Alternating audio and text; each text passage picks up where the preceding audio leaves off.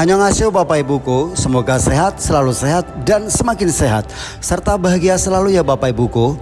Jumpa lagi dengan kami di Tips Kesin, tips-tips kesehatan Indoterapi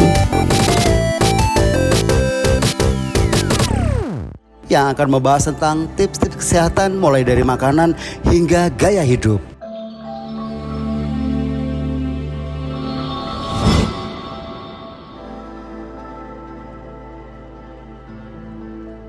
Apa sih sebenarnya diabetes mellitus itu? Tenang ya Bapak Ibuku, jangan bingung. Diabetes mellitus adalah suatu kondisi ketika tubuh kita tidak dapat mengatur gula dengan baik. Ya, kita bicara tentang si gula manis yang bikin hidup lebih berwarna. Tapi tubuh kita memerlukan hormon yang disebut insulin untuk mengatur gula darah. Jika insulin kurang atau tidak berfungsi dengan baik, gula darah naik dan itu bisa bikin kita semua merasa kurang energi. Penyakit diabetes dapat menyebabkan kerusakan serius, menyebabkan kerusakan pada berbagai organ dan jaringan tubuh. Contohnya organ seperti jantung, ginjal, mata, dan saraf. Ada dua jenis utama diabetes, yaitu diabetes tipe 1 dan tipe 2. Diabetes tipe 1 jenis ini adalah penyakit autoimun, artinya sistem imun tubuh akan menyerang dirinya sendiri. Pada kondisi ini tubuh tidak akan memproduksi insulin sama sekali. Kemudian diabetes tipe 2, pada jenis diabetes ini tubuh tidak membuat cukup insulin atau sel-sel tubuh yang mengidap diabetes tipe 2 tidak akan merespon insulin secara normal. Mari kita mulai dengan data statistik dari pemerintah Indonesia tentang diabetes mellitus. Menurut sumber terpercaya, angka prevalensi diabetes mellitus di Indonesia ternyata meningkat secara signifikan dalam beberapa tahun terakhir. Tidak hanya pada orang dewasa, tetapi juga pada anak-anak dan remaja. Tentu saja hal ini memerlukan perhatian serius dari kita semua, ya Bapak Ibuku. Kadar gula normal yaitu kurang dari 100 mg per dl. Apabila kadar gula darah sudah mencapai 100 hingga 125 mg per dl, berarti masuk status prediabetes. Sementara itu kadar gula darah yang mencapai 126 mg per dl ke atas sudah tergolong diabetes. Kadar gula darah tinggi dikenal sebagai hiperglikemia. Pada dasarnya, hiperglikemia adalah kondisi ketika kadar gula dalam darah meningkat dan berlebihan. Sementara itu, diabetes merupakan penyakit yang sebagian besar dipengaruhi oleh hiperglikemia. Penyebab gula darah tinggi dari penyakit gula terjadi akibat adanya gangguan dalam tubuh. Sebab kondisi ini membuat tubuh tidak mampu menggunakan glukosa darah ke dalam sel. Alhasil, glukosa menumpuk dalam darah. Pada penyakit gula tipe 1, gangguan ini terjadi akibat sistem kekebalan tubuh yang biasanya menyerang virus atau bakteri berbahaya lainnya, malah menyerang dan menghancurkan sel penghasil insulin. Akibatnya tubuh kekurangan atau bahkan tidak dapat memproduksi insulin sehingga gula yang seharusnya diubah menjadi energi oleh insulin menyebabkan terjadinya penumpukan gula dalam darah. Sedangkan pada penyakit gula tipe 2, tubuh bisa menghasilkan insulin secara normal, tetapi insulin tidak dapat digunakan oleh tubuh secara normal. Kondisi ini dikenal juga sebagai resistensi insulin. Nah, selanjutnya, apa yang sebenarnya menyebabkan diabetes? Beberapa faktor risiko penyakit gula tipe 1 antara lain, yang pertama, faktor riwayat hidup atau keturunan, yaitu ketika seseorang akan lebih memiliki risiko terkena diabetes tipe 1 jika ada anggota keluarga yang mengidap penyakit yang sama karena berhubungan dengan gen tertentu. Kemudian yang kedua, faktor geografi. Orang yang tinggal di daerah yang jauh dari garis khatulistiwa seperti di Finlandia dan Sardinia berisiko terkena diabetes tipe 1.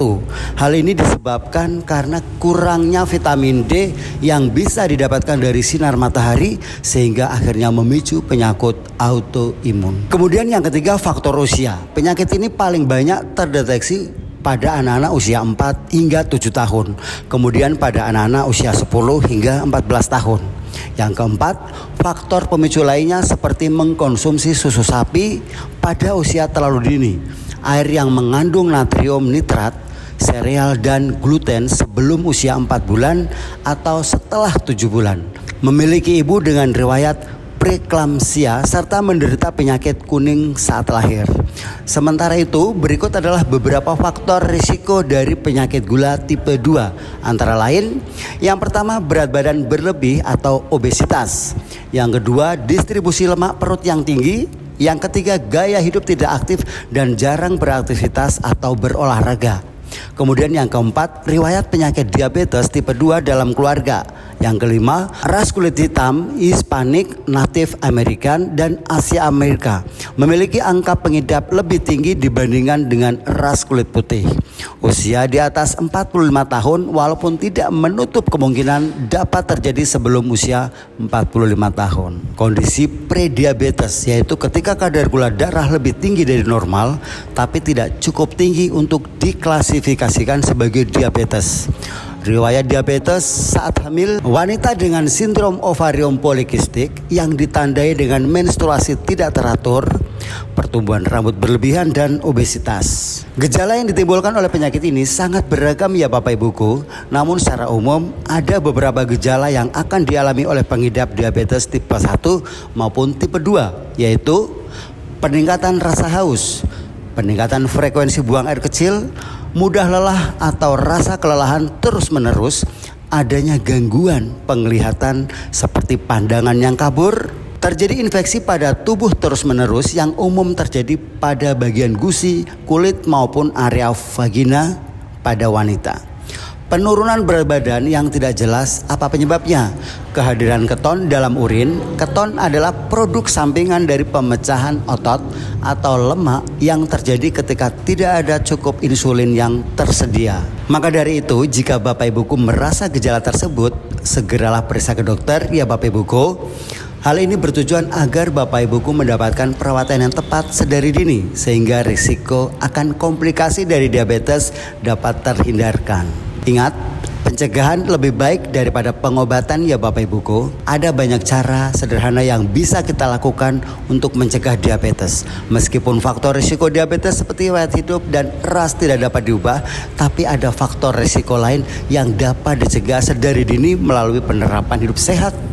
Berikut adalah beberapa langkah gaya hidup sehat yang dapat Bapak Ibuku lakukan untuk mencegah penyakit diabetes. Antara lain, yang pertama, mempertahankan berat badan ideal dengan mengkonsumsi makanan rendah lemak, mengkonsumsi makanan tinggi serat seperti buah dan sayur, mengurangi konsumsi makanan dan minuman manis, berolahraga secara rutin dan banyak melakukan aktivitas fisik setidaknya 30 menit sehari, mengurangi waktu duduk diam terlalu lama seperti ketika menonton televisi, menghindari atau berhenti meminum minuman yang mengandung alkohol. Terapi menggunakan edu janggun agar tubuh kita mendapatkan asupan dari inframerah lebih maksimal seperti terkena matahari pagi.